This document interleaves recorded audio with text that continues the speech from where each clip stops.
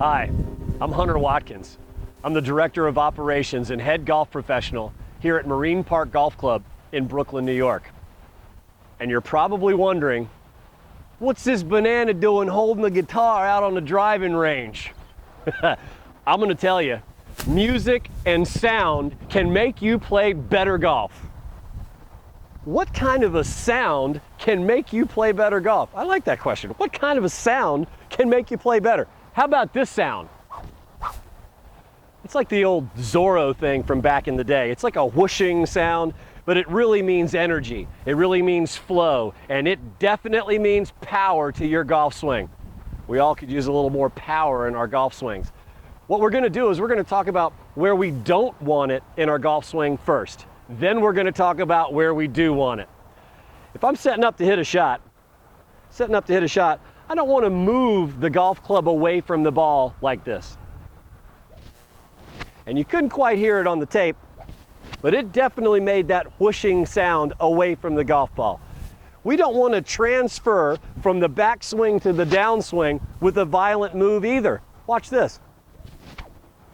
And being in public golf, I see an awful lot of this, folks. This is something that it kind of works on me a little bit, but as my students understand this premise of where the energy is in your golf swing, it doesn't matter if you're a little steep, if you're a little flat.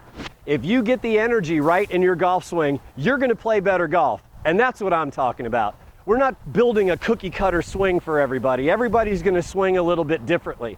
But if you have the energy put in the right spot, it doesn't matter what swing that you're going to use, you're going to hit great shots. Let's take one more look here.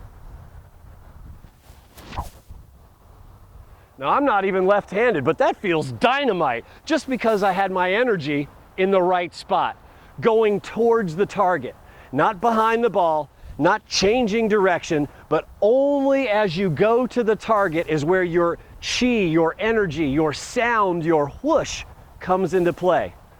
Let's talk about music. How can music help you play better golf? Well, if you can count to 4, and I have a feeling most of you can play better golf. A sheet of music has measures. There's the first measure, the second measure, the third measure. The golf swing is no different than a sheet of music. You have a sequence of unfolding events that you have to follow. If you don't know what you're doing in your golf swing, well, then you're not playing your best golf.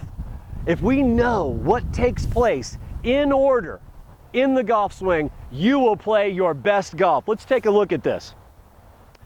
Folks, we're going to talk about the first measure, the absolute first thing that goes on in the golf swing. What could that be? It's a shoulder turn.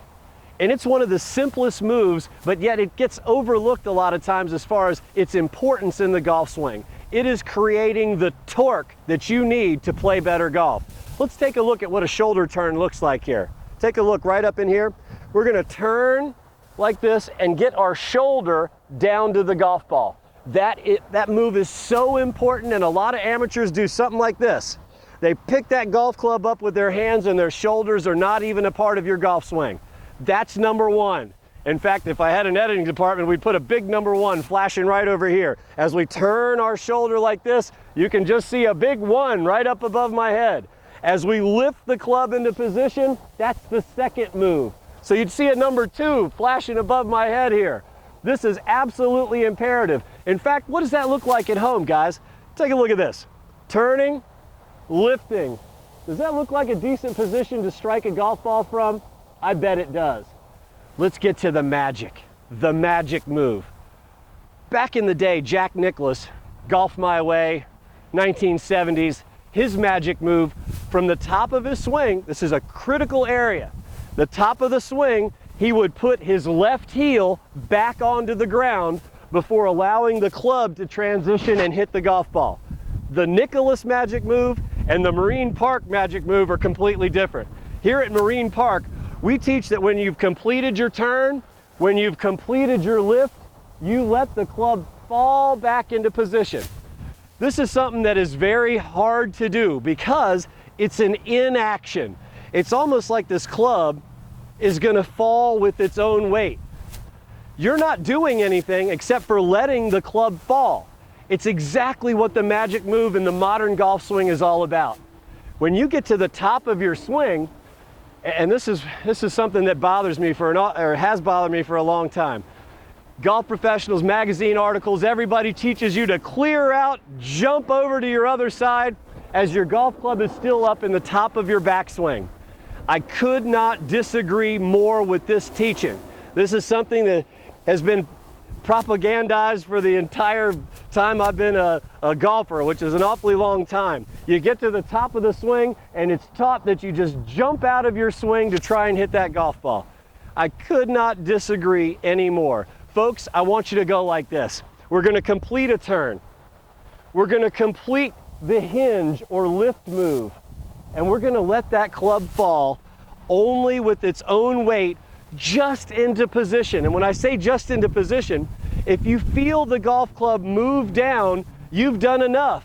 Then we can actually swing through to the other side using the sound technique that we talked about earlier. When you guys complete a turn, when you complete a lift, when you complete a fall, now's time to turn on that sound, that energy that we talked about. Over into this way. That's exactly right. We don't use applied energy to hit the golf ball. We use kinetic, stored, potential energy. How long could I stay at that position at the top? An awfully long time. I choose when to release my energy into the other side. Now let's take a look at what it actually looks like when you hit a golf ball using a sequence swing. We're going to turn, lift, fall, and then finish. Turn, lift, fall, and finish. That ball is on the moon, folks. There's no doubt, and I didn't work hard at all. I used kinetic energy in a sequence of unfolding events to get one unbelievable shot. Now, this is something that works for every single club in your bag. Only the ball positions are going to fluctuate just a little bit. So when you're hitting your wedge, it's going to be a little closer to your right foot, but we still go through the sequence. Turning, lifting, falling, and finishing. When you're hitting the driver, same sequence, little different ball position, just inside the left heel. Turning, lifting, falling, and finishing. If you can master this sequence of unfolding events, you will play better golf.